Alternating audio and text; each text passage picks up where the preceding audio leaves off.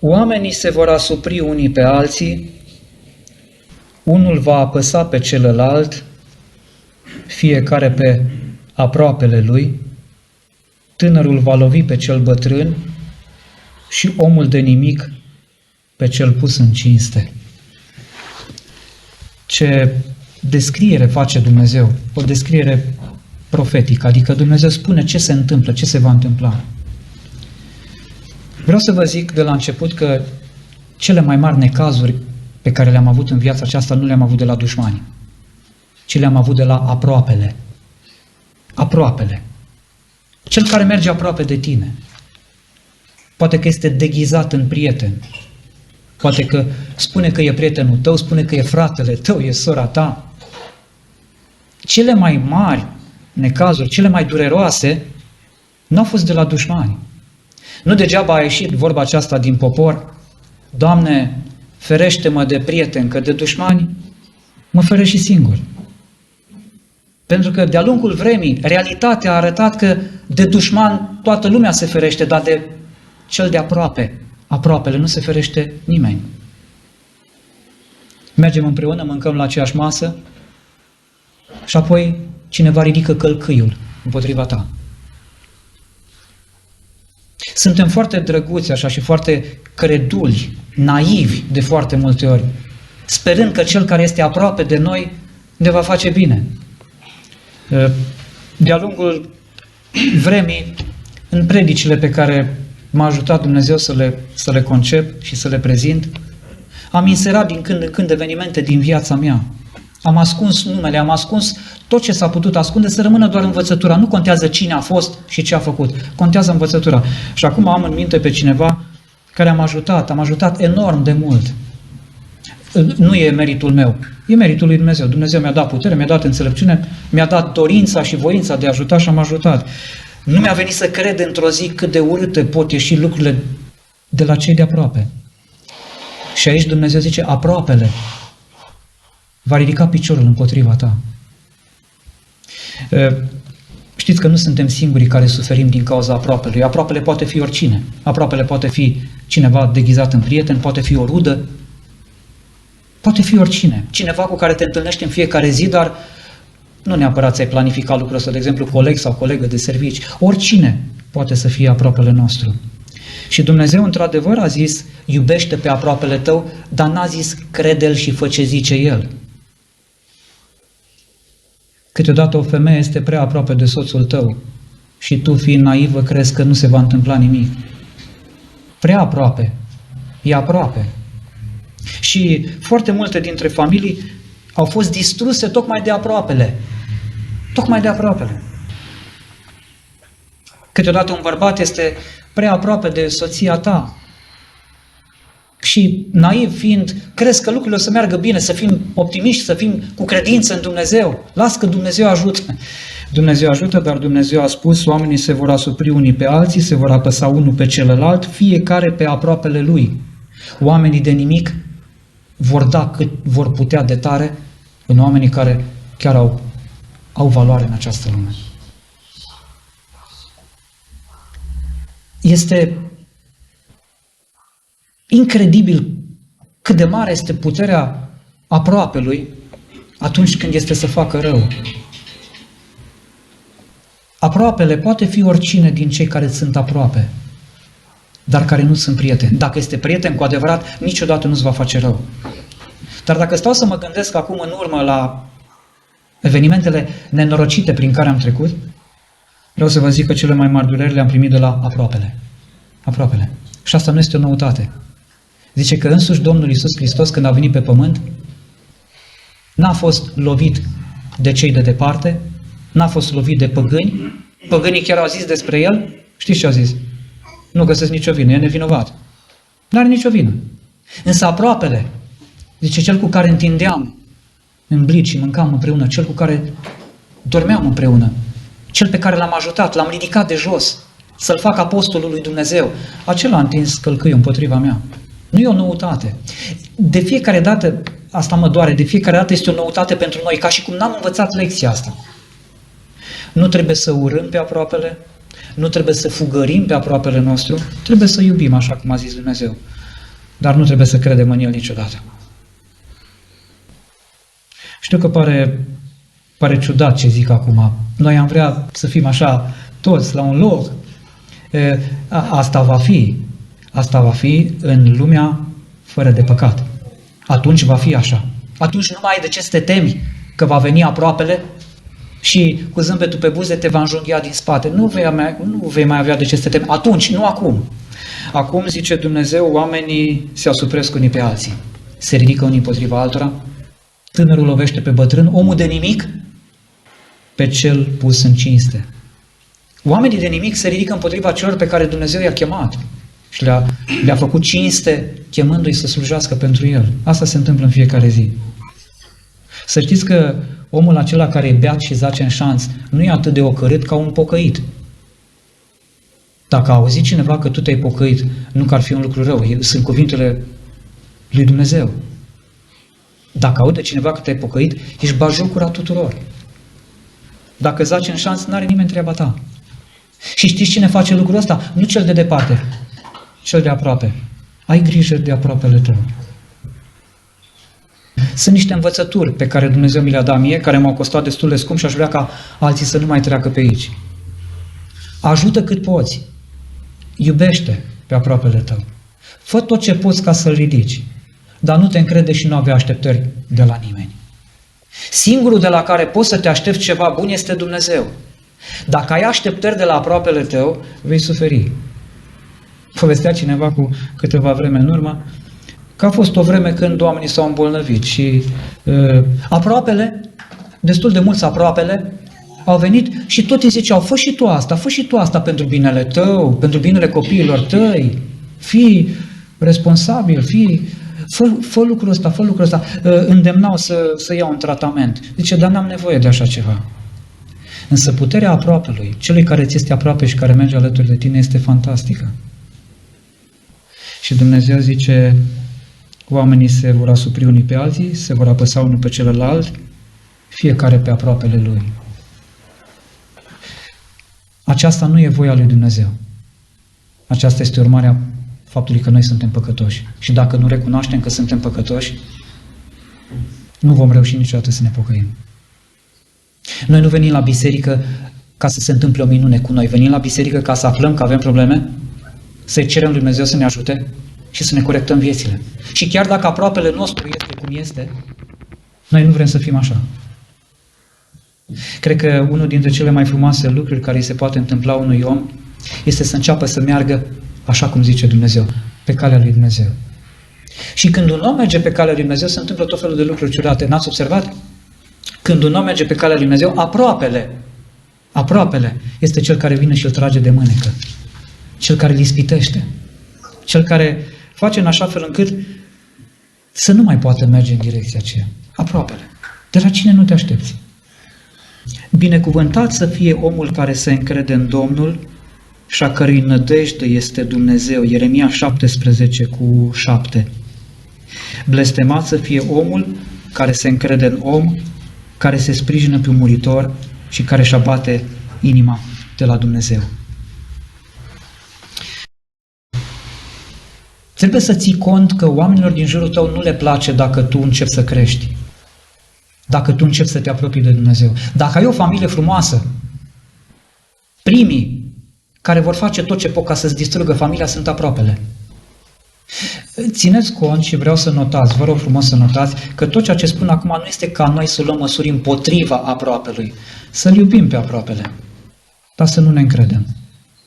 Să-L iubim, dar să nu ne încredem. Așa a zis Dumnezeu, să iubești pe aproapele tău ca pe tine însuți. Dar n-a zis încrede-te, dă-ți sufletul, pune-l în mâna lui, pentru că cine face lucrul ăsta este blestemat. Deci că toată încrederea trebuie să fie acordată numai lui Dumnezeu. Dacă cineva ia din încrederea care trebuie să fie dată lui Dumnezeu și o pune într-un om, știți ce zice Dumnezeu că este? Și că este blestemat. Blestemat este omul care se încrede în om, care se sprijină pe muritor. Eram undeva în trecere și la un moment dat am auzit pe cineva, era un grup care discutau. Și una dintre femeile care era acolo, cred că avea în jur de 40 de ani, povestea. Zice, știți ce fac prietenele mele? Vin și mă bat la cap să mă înșel soțul. Și du-te, mă, și tu nu fi proastă, să vezi și tu cum e, cu altcineva. Prietenele. Prietene sunt deghizate în prietene, sunt aproapele. La fel fac femeile, la fel fac bărbații, peste tot unde este distrus o familie, să știți că a intervenit cineva de aproape. Peste tot unde este distrus o familie. Vreau să vă pun o întrebare acum. Ne ajută la ceva informațiile acestea pe care ni le dă Dumnezeu? Ne ajută la ceva?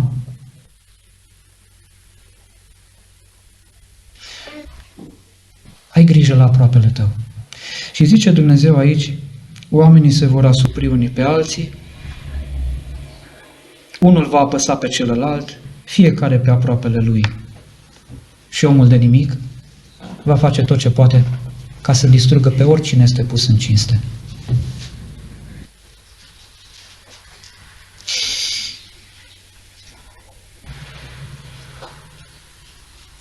Vreau să vă întreb ceva acum. Din cunoștințele pe care le aveți dumneavoastră, câți prieteni avea Domnul Iisus? Spune, voi sunteți prietenii, dacă faceți să duceți chei. Ioan era mai aproape de aceea.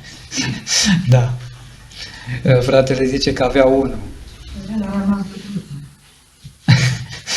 Da, interesant este că atunci când a fost pe cruce, acel unul era un tâlhar. E singurul care i-a luat apărarea. E adevărat? Da. Vedeți, Domnul Iisus Hristos a fost prietenos și a arătat prietenia și dragostea pentru oameni, dar nu s-a încrezut în nimeni. Pe când era Iisus în Ierusalim, Ioan capitolul 2, versetul 23, la praznicul Paștilor, mulți au crezut în numele Lui, căci vedeau semnele pe care le făcea. Ne este descris aici atitudinea oamenilor față de Dumnezeu, față de Domnul Iisus, și că foarte mulți au crezut în Domnul Iisus. Și atenție ce zice, dar Iisus nu se încredea în ei pentru că îi cunoștea pe toți și nu avea trebuință să-i facă cineva mărturisiri despre niciun om, fiindcă El însuși știa ce este în om. Am ajuns să trăim niște vremuri în care dacă îți pui încrederea în aproapele, ești blestemat. Ai necazuri, ai dureri. Dumnezeu ne cere să iubim, să le facem bine, dar să nu ne încredem în nimeni.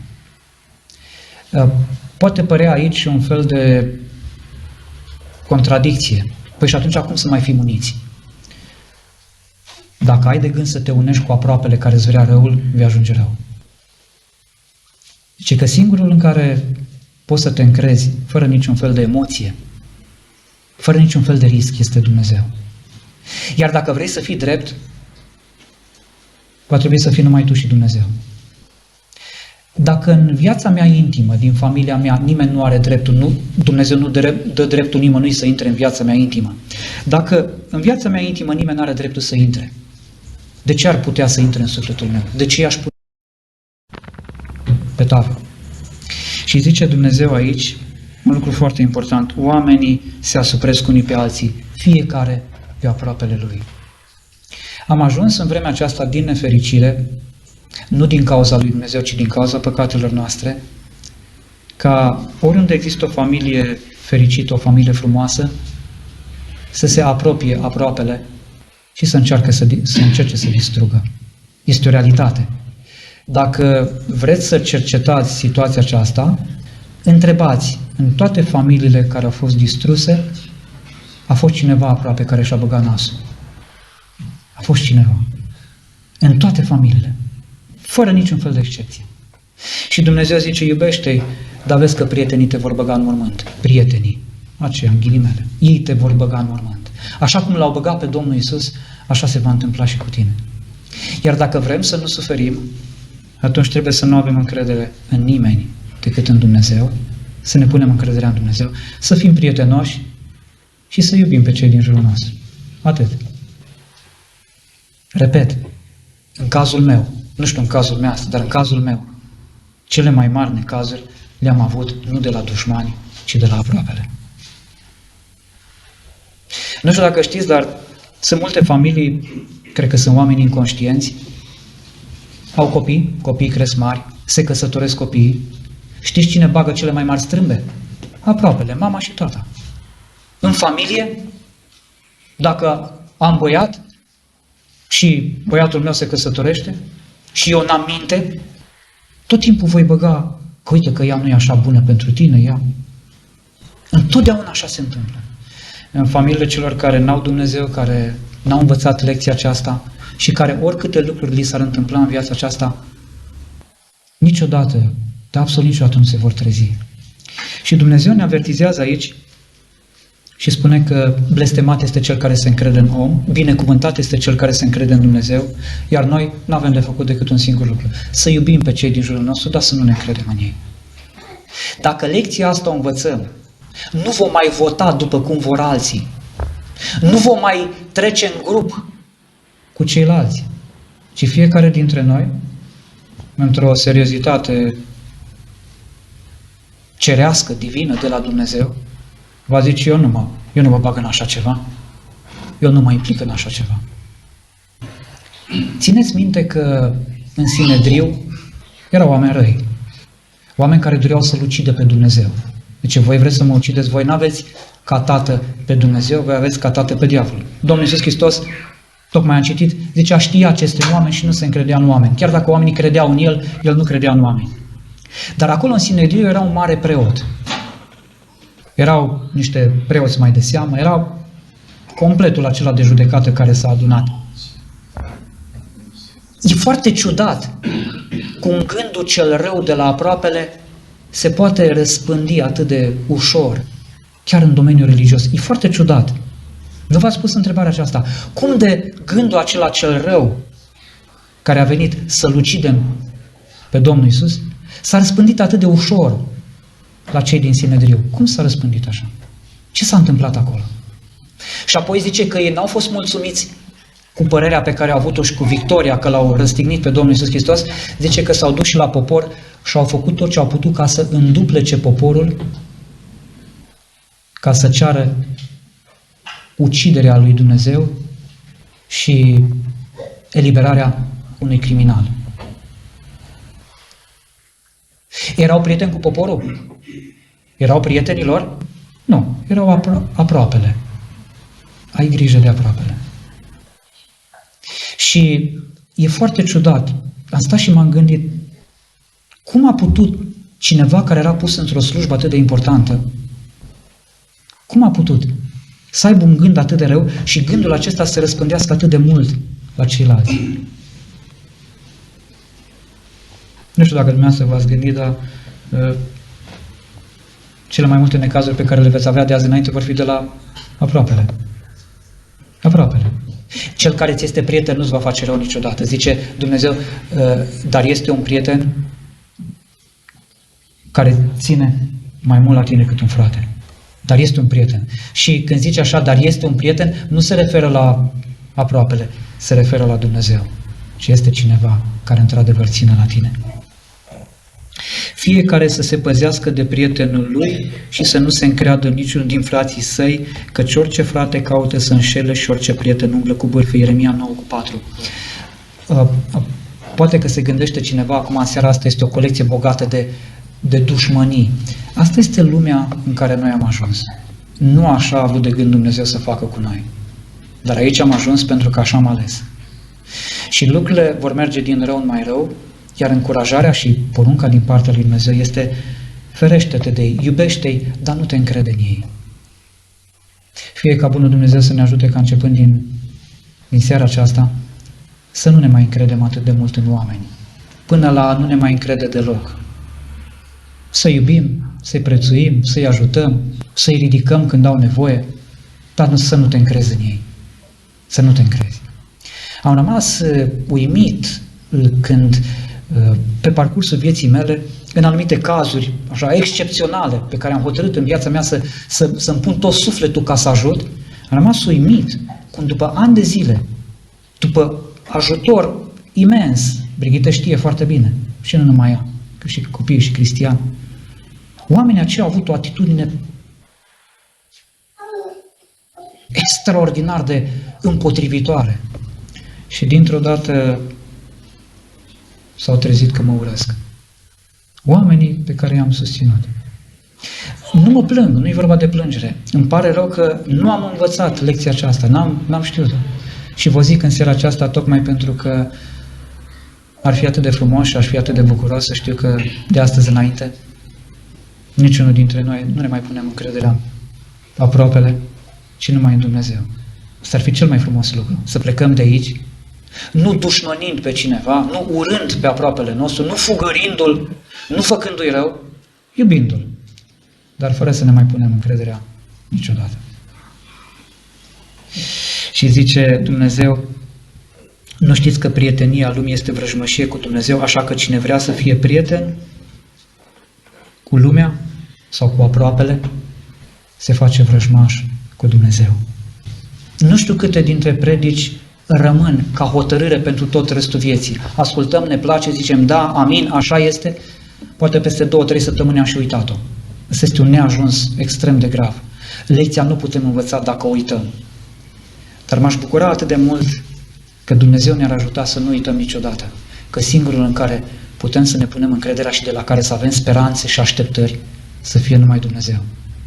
Ceea ce se întâmplă astăzi în lume, la ora actuală, cu mâniile și cu necazurile și cu familii distruse, cu copii distruși de către aproapele, că tot de la aproape vine răul, de la aproape vine răul și pentru copiii noștri, pentru familiile noastre, pentru bisericile noastre. Bisericile se mănâncă între ele, nu vine din exterior, n-a venit nimeni să dărâme biserica, să dărâmă singură. De la aproapele, cine e mai aproape? Cine e mai aproape de Domnul Iisus? M-aș bucura atât de mult dacă hotărârea aceasta de a ne pune încrederea numai în Dumnezeu a rămâne pentru totdeauna. Măcar pe aceasta să nu uităm. Să ne punem încrederea numai în Dumnezeu. De multe ori, supărările și mâniile și nemulțumirile care sunt în sufletul nostru sunt tocmai din cauza că am avut așteptări de la oameni care au reacționat altfel decât ne-am fi așteptat noi. Poate că ai ajutat pe cineva, poate că ai făcut bine cuiva și reacția după ani de zile a fost să afli că e împotriva ta. Sau că din cauza acelei persoane ți se trage răul pe care îl înfrunți astăzi. Și chiar dacă ai făcut lucrul ăsta, zice Dumnezeu, soluția este, uitați la viața pe care a trăit-o Domnul Iisus. Oamenii mari n-au nevoie niciodată de validare. N-au nevoie de mulți oameni în jurul lor care să aprobe și să valideze cine sunt ei. Deci că Domnul Iisus Hristos a știut să facă un singur lucru, să iubească și să-i mântuiască. N-a trebuit să își facă prieteni ca să se simtă bine. Vreau să mai pun o întrebare. Știți cumva, printre proroci, câți dintre ei au avut prieteni? Prieteni apropiați așa.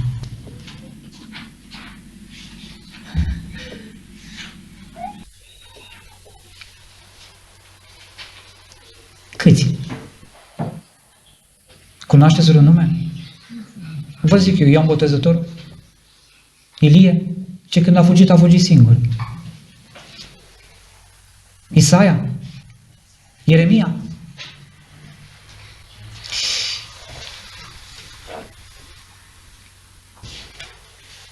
Pe când era Iisus în Ierusalim, la praznicul Paștilor, mulți au crezut în numele Lui, căci vedeau semnele pe care le făcea, dar Iisus nu se încredea în ei, pentru că El îi cunoștea pe toți și nu avea trebuință să-i facă cineva mărturisit despre niciun om, fiindcă El însăși știa ce este om.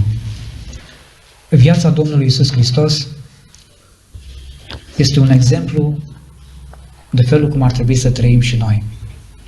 Fără așteptări de la aproapele nostru, să iubim, să prețuim, să ajutăm, să nu dușmănim niciodată, să nu urâm, să nu fugărim pe nimeni, atunci ne încadrăm în categoria cealaltă, a celor pierduți, a celor nemântuiți. Și așa cum a făcut Domnul Iisus Hristos, foarte ciudat, așa au făcut și prorocii. Ce pentru că și-au dat seama că de multe ori aproapele nu ajută, ci numai încurcă. Însă dacă este cineva prieten, dacă ți este prieten adevărat, întotdeauna te va susține și va fi alături de tine și în momentele de necaz prin care treci. Prietenii adevărați în această lume, să știți că sunt puțini. Oameni deghizați în prieteni sunt mulți, dar prieteni adevărați sunt puțini. Și zice Dumnezeu, este un prieten, unul singur, care ține mai mult la tine decât un frate. Dumnezeu să ne ierte pentru fiecare moment din viața noastră când, crezând că facem un lucru bun, ne-am pus conștiința în mâna aproapelui și l-am rugat pe el să ne zică ce să facem.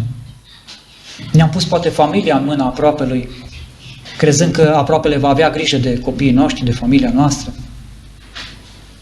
Ne-am pus mântuirea în mâna aproapelui pentru că am avut încredere în aproapele, că aproapele este... Și zice Dumnezeu să nu mai faceți lucrul ăsta. Toată încrederea să fie pusă numai în Dumnezeu. Dumnezeu să ne ajute ca măcar lucrul acesta, dintre multe altele pe care ne-am hotărât să le facem, să nu uităm. Să fie unul dintre lucrurile pe care îl vom ține minte toată viața. Unul dintre lucrurile care ne vor marca felul cum vom trăi de astăzi înainte.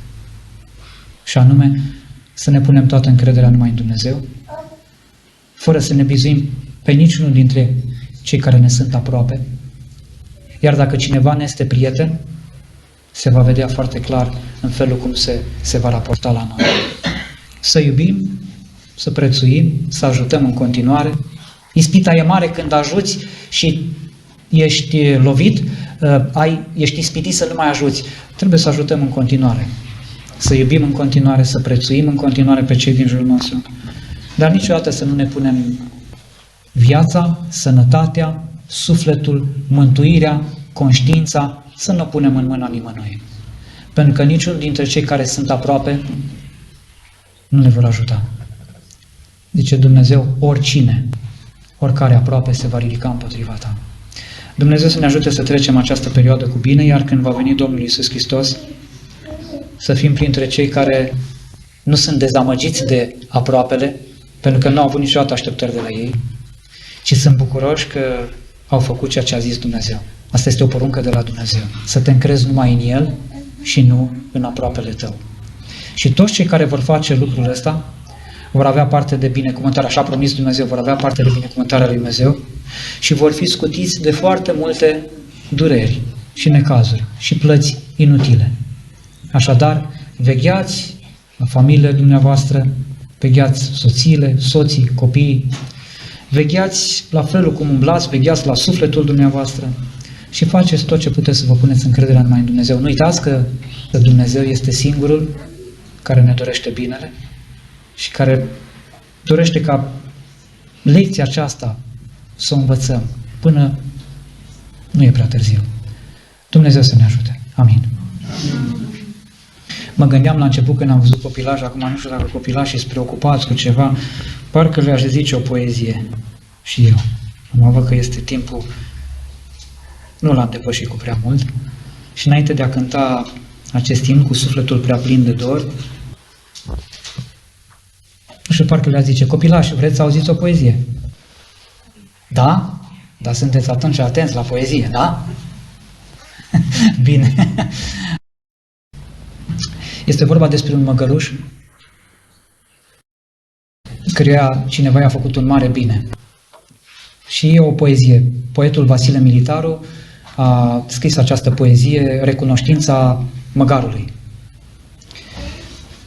Un măgăruș odată, având abia un an și care rămăsese de mamă și de tată orfan, nemai având nici hrană, nici pic de adăpost și numai din pomană trăind numai în post, s-a îmbolnăvit sărmanul umblând prin vânt și ploaie și s-a lăsat să moară pe drumul către moară pe un malder de gunoaie. Trecând însă pe acolo un cal cu argint pe frâu ce se plimba ca omul sătul și fără păs și avea livezi întinse, hambare mari cu grâu, căpițe de otavă, trifoaie și ovăz, îl prinse atâta milă de bietul băietan, sărac, uitat de lume, bolnav, ba și orfan, că l-a luat îndată de pe gunoi pe sus și drept la el acasă, milosul cal l-a dus. Aci, dormind pe moale și cu îngrijire bună, s-a îndrăvenit măgarul în mai puțin de o lună. Și ca să nu spui vorbe prea multe și deșarte, voi spune că măgarul fu dat să învețe carte. La școală măgărușul nu mai avea pereche de atâta învățătură, ce tot băga în ureche. Ba chiar mereu cu cartea, dormind sub căpătui, în fiecare clasă fu premiat întâi. Nu mai putea în sine prea milostivul cal când fiecare dascăl îi tot spunea halal. Mai rar elev să aibă la carte atâta har, mai rar așa măgar. Și se făcu măgarul un mare cărturar. Dar calul cu atâta nu-i mulțumit în sine și ca să-l fericească îi face mai mult bine, îi caută cu zestre de mare neam soție, pornește o nuntă în lege cu o întreagă herchelie și dar fără pereche îi dă a lui moșie. E fericit măgarul cum nici nu se mai poate, acum când viața lui e plină în totul cu de toate, mergându-i numai bine, având în toate spor, cu tot mai multă vază în ochii tuturor, mi s-a trezit măgarul că e mare dregător. Și cum poporul zice că e sub cer o scară, pe care unii urcă, iar alții se coboară, în timp ce măgărușul e tot mai cu noroc, spre calul plin de milă se năpustește un foc, îi arde tot ținutul și cel din urmă rac și bietul cal rămâne ca nimeni de sărac.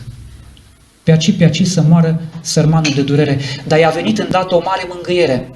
Mă duc acum la dânsul, la cine m-aș mai duce până îi avea la creștet și o sfântă cruce? La el găsi voi odihnă, o tavă prin poiene și mângâieri să-mi zvânte o lacrimă prin gene. Așa gândea sărmanul cal mergând pe drum, având în față totul cam învăluit în fum, dar când se apropie de poarta ce avea să-i fie scut, măgarul fără suflet nici nu l-a cunoscut. Un an întreg, pe urmă, zăcu în vânt și ploaie sărmanul cal pe aceleași mormane de gunoaie, unde găsi pe măgăruș trăgând să moară. Și într-un amurg de toamnă frumoasă și târzie, în timp ce calul zăcea în agonie, trecând pe acolo măgarul cel bogat, care îngână un cântec domol tărăgănat, dar când văzu pe calul muribund, cu răsuflarea stinsă, cu ochii duși afund, măgarul zise în sine, tot moare până mâine, să-i fac și eu un bine. Să nu se mai chinuiască pe aci în poteci și dă-te una în frunte de la dormi pe veci.